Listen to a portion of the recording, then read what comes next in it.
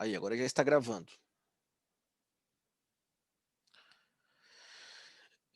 Então, ontem nós começamos a falar aí sobre essa visão toda, né, do espaço e tudo mais, e vamos aprofundar um pouquinho na aula de hoje. Então, aí uma breve linha do tempo, sem as datas propriamente ditas, mas na ordem cronológica, dos cientistas e filósofos e tudo mais que falaram sobre a os modelos em si da movimentação, né, dos planetas, dos astros. Então, uma visão aristotélica de Aristóteles e também Ptolomeu é o modelo geocêntrico, né, ó, igual eu havia comentado ontem, né, só para uma breve recordação, para você lembrar. Então, aqui temos o modelo geocêntrico, que é, ou também chamado de antropo. Antropo significa ser humano, tá? Então, o ser humano no centro. Então, coloca uma visão que aquilo que o ser humano utiliza e a existência do ser humano é a mais importante do universo inteiro. Por isso que é chamado antropocêntrico. Então, o ser humano está no centro do universo. E o ser humano vive aonde? Na Terra. Logo, a Terra está no centro do universo, tá? Tudo gira ao redor da Terra, os planetas, o Sol, né, os astros, as estrelas, tudo gira ao redor do centro da Terra, né? A Terra é no centro e tudo gira ao redor disso. Aí logo em seguida veio o Copérnico, que falou sobre o modelo do heliocentrismo. Lembra que eu expliquei ontem, né? O hélio significa Sol. Então, o Sol está no centro do universo. Seria interessante você tirar um print dessa tela aí para depois você estar copiando, tá? Eu estou fazendo um mestrado na sexta, de manhã e à tarde, e aí eu faço o seguinte para conseguir acompanhar as aulas. Eu tiro print das telas a qual tenho maior interesse, deixo aberto um Word e vou colando, tá? Embora eu tenha colocado ali para vocês na aula anterior o PowerPoint, mas eu sempre estou alterando, né? Por exemplo, na aula de ontem, esse PowerPoint, esse slide, essa página aí não tinha, né? Eu coloquei isso hoje ainda antes de começar essa aula, né? Com um breve resumo aí. Então é importante você tirar um print, deixa um Word aberto e vai colando aí para você ter essas informações, tá? Então, o modelo heliocêntrico, o Sol está no centro do universo e os planetas em órbitas circulares com movimentos retrógrados, ou seja, a aceleração, lembra o que é o movimento retrógrado? A aceleração e o movimento, né, e a linha para onde ele vai, são contrárias. Então, a aceleração aí, ela é uma aceleração negativa, ela começa acelerando, aí depois freia. Ou seja, eu estou querendo dizer que não é um movimento uniforme, ou seja, as velocidades elas são alteradas, tá? Não é sempre a mesma velocidade que um planeta tem ao percorrer o espaço ao redor do Sol. Aí depois disso veio Tycho Brahe, que falava que o Sol girava em torno da Terra e os planetas em torno do Sol. Tá? Então o Sol, sim, era como se fosse um heliocêntrico. Tá? O Sol estava no centro do universo e os planetas giravam ao redor do Sol. Só que o Sol girava ao redor da Terra. Na verdade, é meio que uma mistura ali, né, do Copérnico e do Ptolomeu, tá? Então, Ptolomeu falou que tudo girava ao redor da Terra, certo? Tudo girava ao redor da Terra, inclusive o Sol. O Tycho Brahe falou que o Sol gira ao redor da Terra, só que os planetas, os outros planetas, giram ao redor do Sol. É meio que uma mistura dos dois aí. E aí, logo em seguida, veio o Kepler, né, que se baseou nas teorias de Tycho, que na verdade ele era como se fosse um auxiliar, um estudante que estudava junto com Tycho. Ele pegou os estudos, as anotações de Tycho e colocou sobre o nosso sistema praticamente atual, que os planetas seguiam uma órbita elíptica, já mudou, né? Ó, uma órbita elíptica em torno do Sol. Então lembra que é uma elipse, né? Pensa numa circunferência, você achata os dois lados, vira uma elipse. Então isso aqui, ó, seria a elipse. E a elipse é feita por dois pontos, que são chamados de foco. Tá? Então aqui seriam os focos. E em um dos focos estaria o Sol. E os planetas ficavam girando nessa elipse, né? Ficavam girando nessa elipse. E aí tem momentos que eles estão mais próximos ao Sol, lembra ontem o nome, né? Que é chamado de perto do Sol. Então, periélio, igual eu mostrei ontem para vocês. E existem momentos que eles estão mais afastados ao Sol. Afastados, ó. Afastados. Então, isso é chamado de afélio, ok? Afastado ao Sol. Tranquilo? E aí ele também foi o descobridor de uma harmonia celestial, né, que nós veremos tomar isso hoje, de uma forma síncrona ou gravada, tá? Então, de uma forma geral, foram essas as visões aí relacionado à movimentação dos planetas ao redor do Sol. Aí para você ver em imagens, teoria de Ptolomeu. Então veja aqui no centro.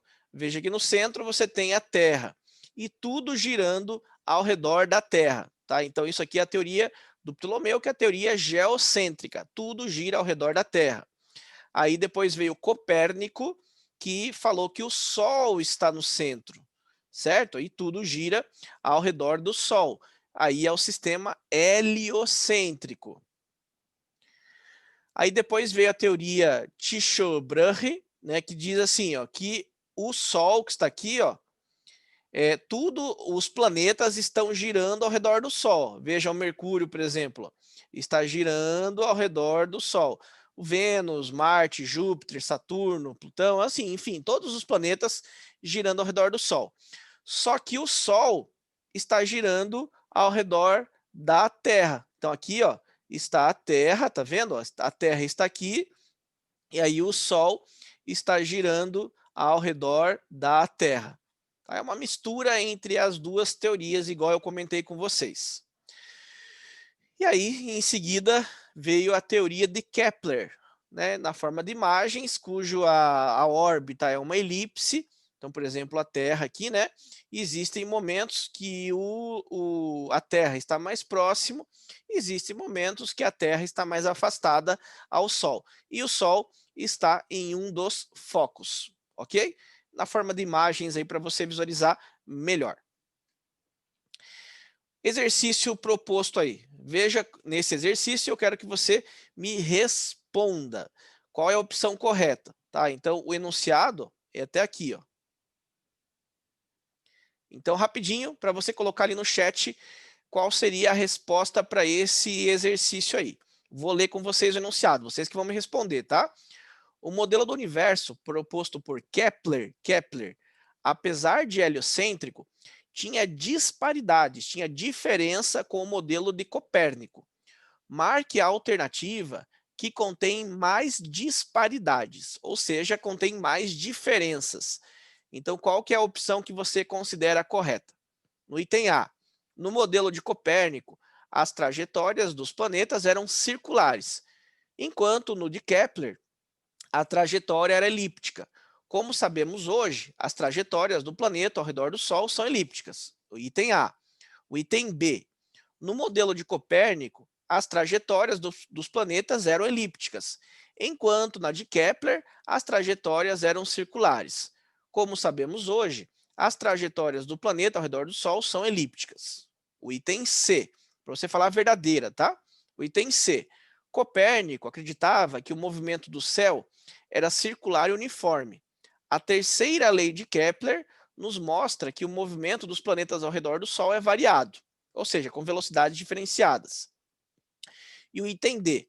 Copérnico acreditava também, de forma errada, que o movimento do céu era circular e uniforme. A segunda lei de Kepler nos mostra que o movimento dos planetas ao redor do centro da galáxia é variado, tá? Mesmo que nós não tenhamos visto a lei de Kepler, dá para você responder pelo que nós já comentamos até então. Então eu vou esperar você colocar a resposta aí. Opa, já temos uma primeira ali resposta. Então vamos ver aí. Vamos esperar vocês colocarem primeiro. Vamos ver lá o que vocês acham. Vou colocar o chat aqui em cima para vocês verem o que vocês, para eu ver o que vocês acreditam. Então, a Nayane colocou a B, não tem certo e errado, tá, pessoal? Não tenham vergonha de colocar a resposta, tá? O que importa é vocês tentarem. A Nayane colocou B, a Ellen Cristine colocou A Milena falou que acha que é A também.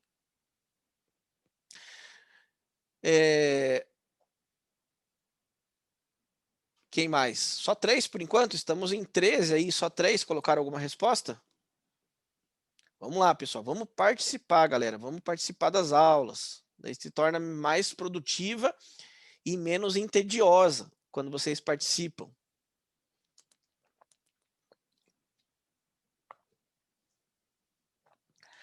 Quem mais? Só as 3. Caio falou que A. Por enquanto a A está ganhando, né? E só mais uma resposta, vamos ver ali. Alguém acha diferente? A Nayane falou que é a B. Alguém acha que é a C ou a D? Tá, vamos lá então. Agora eu vou mudar a pergunta. A resposta aqui é a resposta A, tá? Então, por enquanto, a Ellen, a Milena e o Caio acertaram. Então, a resposta é A. Ou seja, é o que realmente é correto, né? No modelo Copérnico, as trajetórias eram circulares, enquanto a de Kepler, as trajetórias eram elípticas. Né? Foi o que eu comentei agora há pouco. Então, só voltar aqui um minutinho para você visualizar. A de Kepler é elíptica, beleza. E a de Copérnico eram órbitas circulares, certo? Tá certinho essa opção A. Agora a pergunta então seria, aonde está errado a opção B? Mas escrevam rápido, tá, pessoal? Para a gente não perder muito tempo. A gente tem só 40 minutos de aula, quanto mais vocês demorarem, menos eu consigo falar. Então, bem rapidinho. Aonde que está errado, a parte que está errada no item B? Quem pode me ajudar? No C e no D também, já aproveita e coloque tudo de uma vez só. Copie a frase que está errada no B, no C e no D. Vamos lá, vamos lá. Me mostre um erro na B, na C e na D. Quem pode me ajudar aí? Se alguém tiver microfone, pessoal, eu sei que algum de vocês tem microfone, tá? Vocês podem abrir e falar, sem problemas. Aonde que está errado o item B? Aonde está errado o item C? Isso aí, Ellen, já me ajudou ali. A Ellen falou assim, ó, Copérnico, as trajetórias eram elípticas, exatamente isso. No Copérnico, as trajetórias eram circulares. Isso mesmo, Milena, também. Na B, onde diz que ao redor do Sol são elípticas, exatamente. E a C? Aonde que está errado a C? Eu comentei agora há pouquinho com vocês. Aonde que está errado a C? Uniforme, exatamente, não é um movimento uniforme. Ele é um movimento o quê? Retrógrado, né? Eu comentei agora há pouquinho. Ele tem velocidades diferentes, beleza? E no item D da mesma forma, né? É movimento retrógrado. Então no próximo slide ó, vai aparecer para vocês a resposta e aonde estava errado. Então a resposta é o item A. Aí o item B, ó, modelo Copérnico, trajetória elíptica, está errado, e também falou que Kepler eram circulares. Tem dois erros no B, né? Isso que está errado, isso que está cortado é o erro. O item C, Copérnico, falou que era circular e uniforme. Não, falou que era retrógrado, não circular e uniforme. E o item D, mesmo esquema. O movimento era circular e uniforme? Não, o movimento era retrógrado, ok? Isso aí, galera, acertaram. A grande maioria acertou. Quem tentou, parabéns também. Então, próximo. Aí vamos entrar num conceito que é, que é delicado para nós, né? Que é a teoria do Big Bang. Então, existem muitas teorias que falam sobre a origem do universo. E uma das teorias é a teoria do Big Bang. Então, o que o Big Bang diz? Né? O Big significa em inglês grande. Bang significa explosão.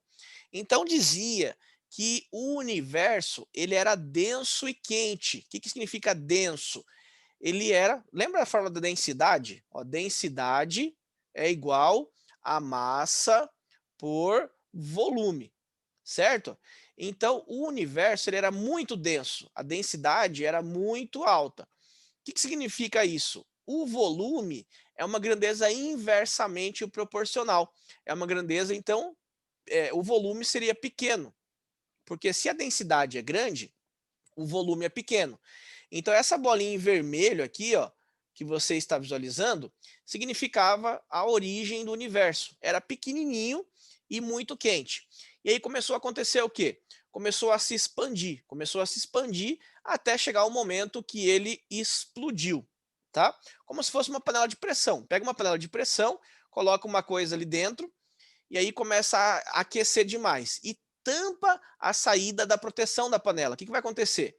Aquele gás, aquela substância que está lá dentro, começa a expandir devido ao efeito da temperatura ir aumentando, né? Porque gera pressão, começa a expandir, começa a expandir. Se não tem, se não tem o, a relação com a pressão, se não tem por onde a pressão escapar, o que vai acontecer? Explode, a panela de pressão explode, que é justamente a teoria do Big Bang, o comentário sobre ela. O universo começou a expandir, expandir, e aí chegou um momento que a expansão era tão grande, a pressão era tão elevada que explodiu e surgiu a nossa galáxia, certo? Então isso era a teoria do Big Bang, né? E quer nem ver o que vai acontecer, mas é basicamente isso, né? Só que, né? Essa é uma teoria aceita até pelo meio científico. Só que essa teoria, ela está começando a ser refutada, ou seja, ela está começando a ser desmentida, né? Então a teoria do universo vai dizer assim, ó, a teoria mais aceita cientificamente hoje em dia falando é a teoria que o universo, eu não estou falando de nenhuma coisa contrária à Bíblia, tá? Já vocês vão entender isso. A teoria mais aceita, que é a teoria do universo, teve o início, Big Bang, explosão, um ponto infinitamente denso, igual eu falei, né? Gerou o universo, e essa teoria era baseada na relatividade geral proposta por Einstein. Alguns problemas, é baseado numa teoria. Teoria não é comprovado cientificamente, tá? Ou seja, não seguiu todos os padrões do modelo científico. Já começa por aí um pequeno problema, tá? Eu me baseio em uma teoria, logo eu tenho uma teoria, e a teoria não é nada comprovado, é simplesmente como se fosse uma filosofia. E aí aconteceu o quê? Né? Alguns estudos atuais dizem que, no entanto, um novo modelo que mistura correções quânticas da teoria de Einstein também sugere que não houve o Big Bang. Não houve. E que, na verdade, o universo não começou, ele sempre existiu, né? E aí, pela fé, né, acontece o quê? Imagine assim, ó, o planeta Terra, vamos imaginar algumas relações. O planeta Terra, sabemos hoje que ele tem uma certa distância, certo? Aí eu vou mostrar para vocês um pequeno simulador, que é o simulador FET Colorado. Deixa eu só abrir aqui o link dele, ó. Deixa eu achar aqui, ó, para vocês entenderem algumas relações em relação às teorias em si. Então, deixa eu passar tudo isso aqui, ó, rapidinho, só para achar o link aqui que eu havia colocado em algum lugar. Opa, cadê o link do FET? Oh, meu Deus, eu tinha colocado aqui, ó. FET Colorado. Olha que legal esse simulador que eu vou mostrar para vocês.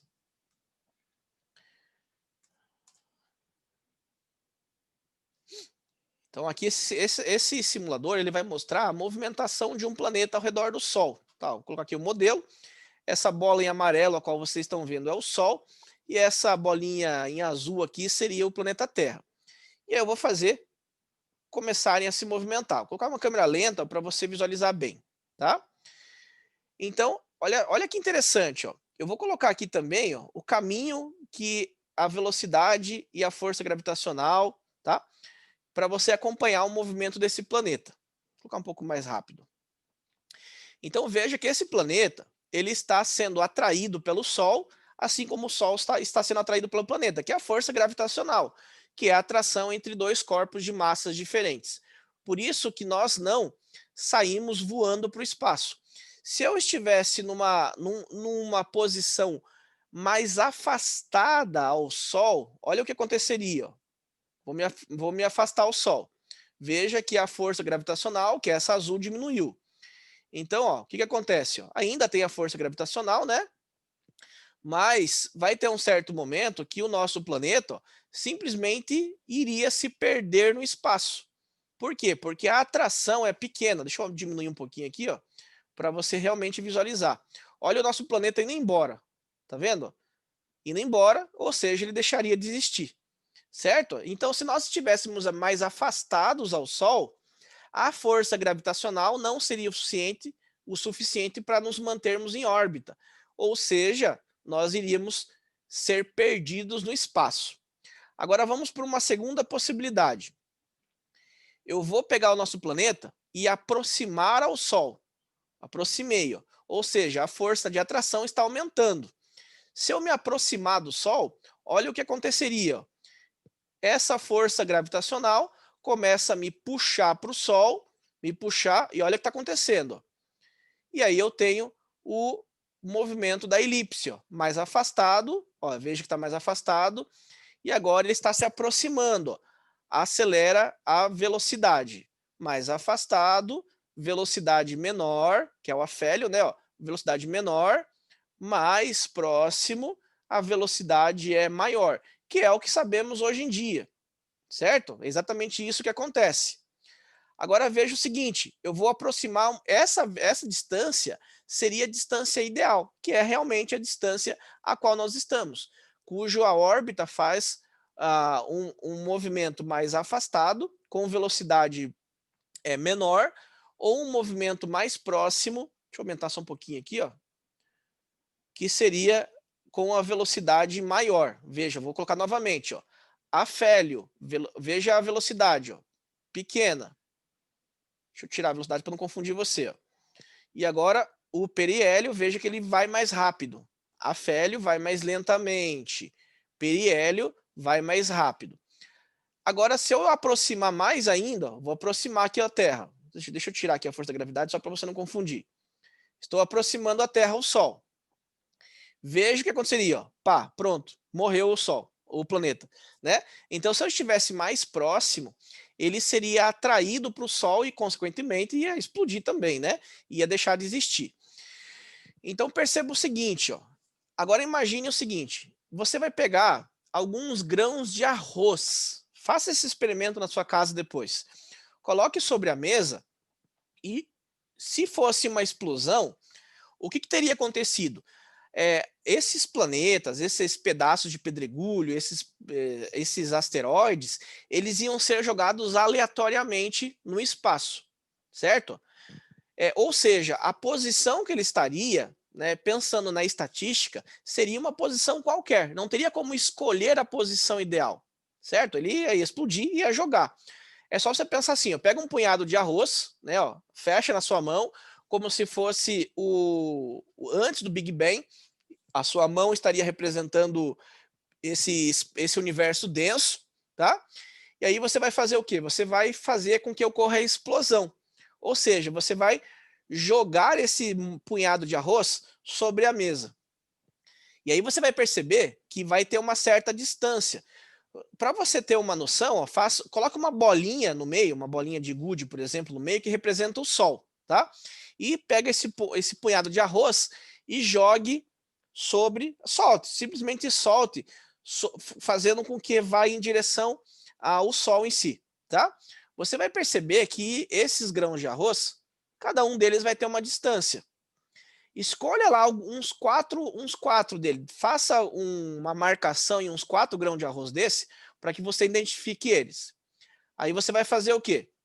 Vai recolher novamente esse arroz, esse monte de arroz. Lembra que 4 estão marcados com canetinha, alguma coisa que faça você identificar. E aí você vai novamente fazer isso, vai soltar, segunda vez. Você vai perceber que esses grãos a qual você havia marcado, eles estão em posição diferente. Você nunca mais vai conseguir colocar exatamente na mesma posição a qual foi a primeira vez que você soltou. Ou seja, realmente é alguma coisa aleatória. Não tem como você prever a posição ideal a qual aquele grão de arroz deveria ficar em relação ao Sol.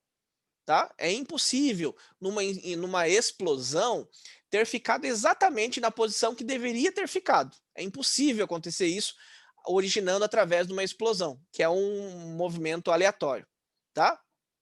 Como eu acabei de provar para vocês, a Terra tem que ficar exatamente na posição a qual ela está. E os outros planetas também. Todos os planetas geram uma força gravitacional em relação ao Sol, em relação aos outros planetas também. Então, de uma forma aleatória, seria impossível colocar exatamente todos os planetas, todas as estrelas, todos os asteroides, exatamente na posição a qual eles estão, que é a ideal. Tá? Ou seja, a teoria do Big Bang, só pelo fato da estatística, seria praticamente impossível de acontecer, pelo fato que não há possibilidade de todos os planetas ficarem exatamente na posição a qual eles estão, que seria a ideal. Tá? Então, a teoria do Big Bang, ela é aceita, mas ela tem muitas controvérsias. Tá? A ciência diz, né, que tenta explicar, mas existem várias coisas que realmente não podem ser explicadas da forma a qual eles tentam. Tá?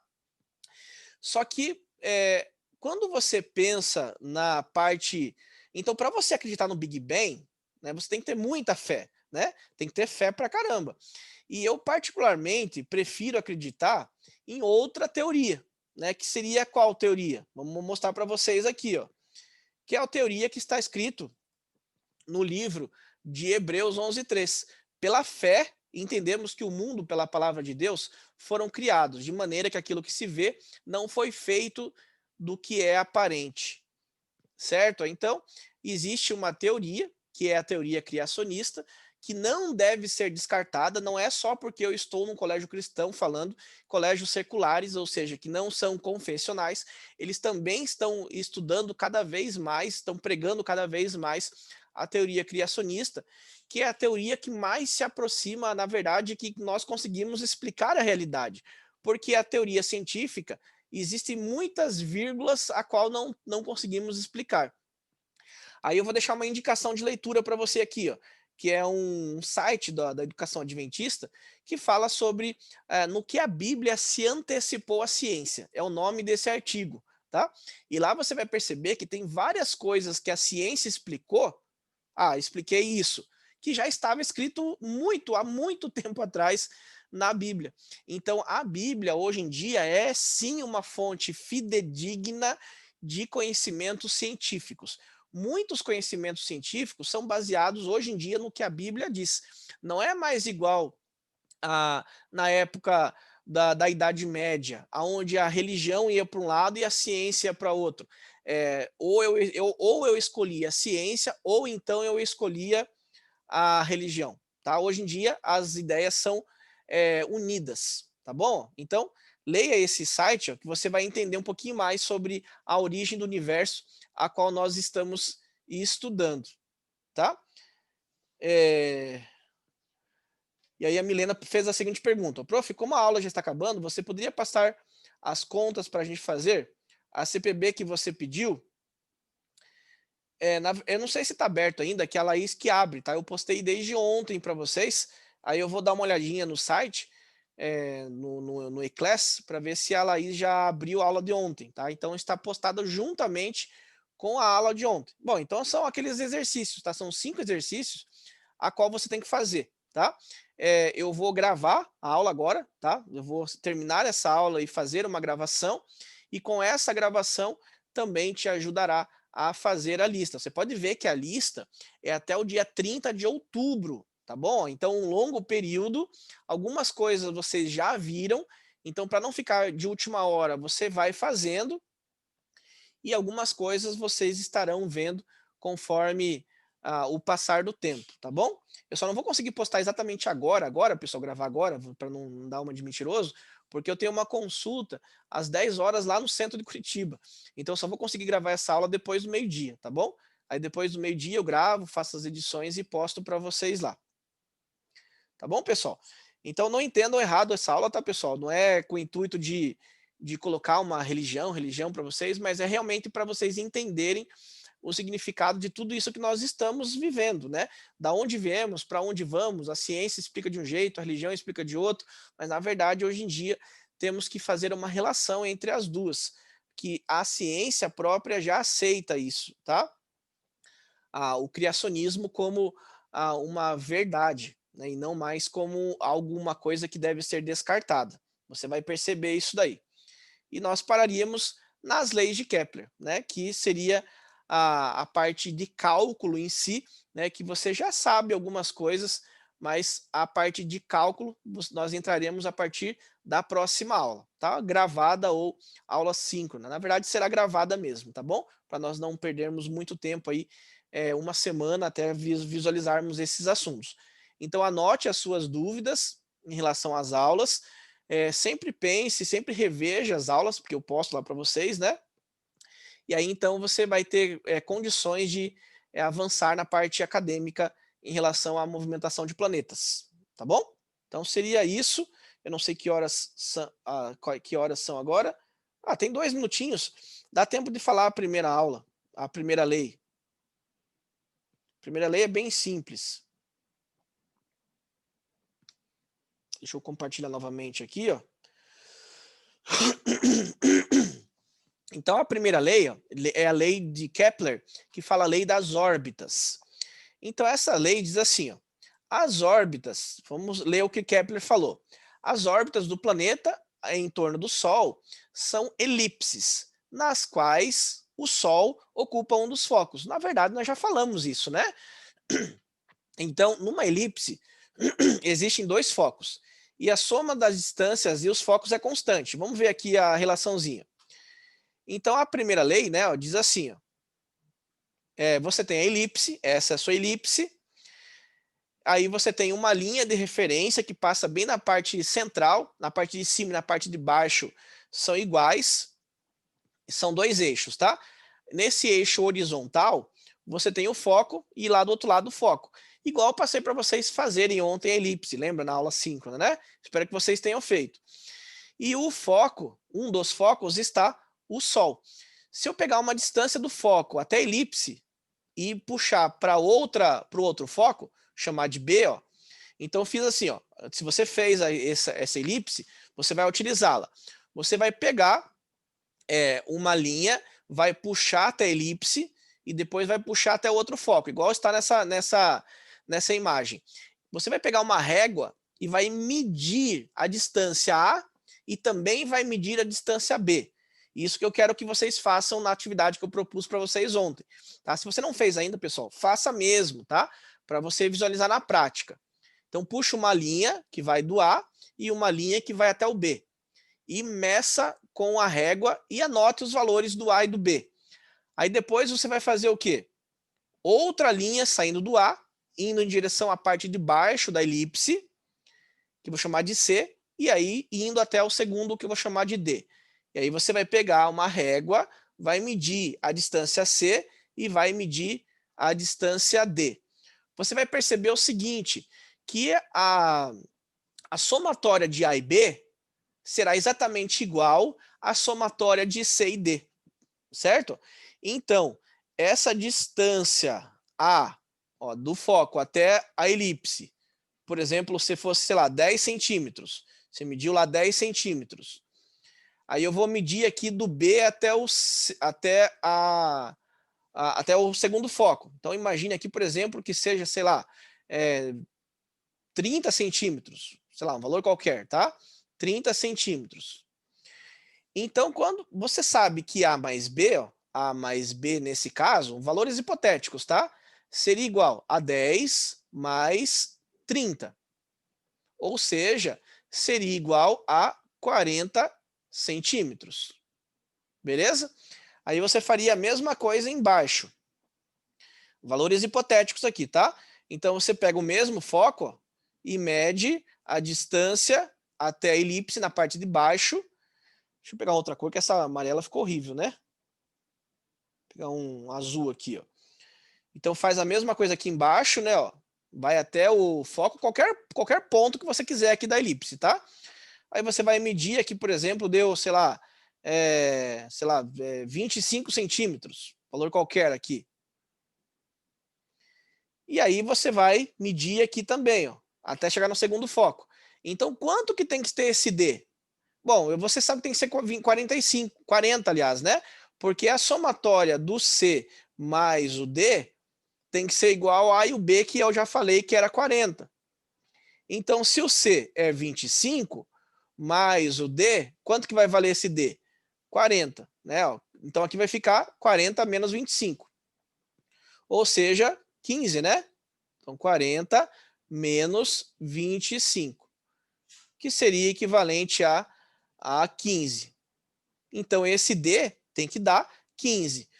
Então, se você fez certinho essa elipse, você vai perceber isso, que a somatória desses lados de cima tem que ser igual à somatória dos lados de baixo, tá? Mostrando que realmente isso trata-se de uma elipse perfeita. Tá? Essa é a nossa primeira lei, tá? Então, a primeira lei diz que os planetas giram em órbitas elípticas, sendo que o Sol está em um dos focos, ok?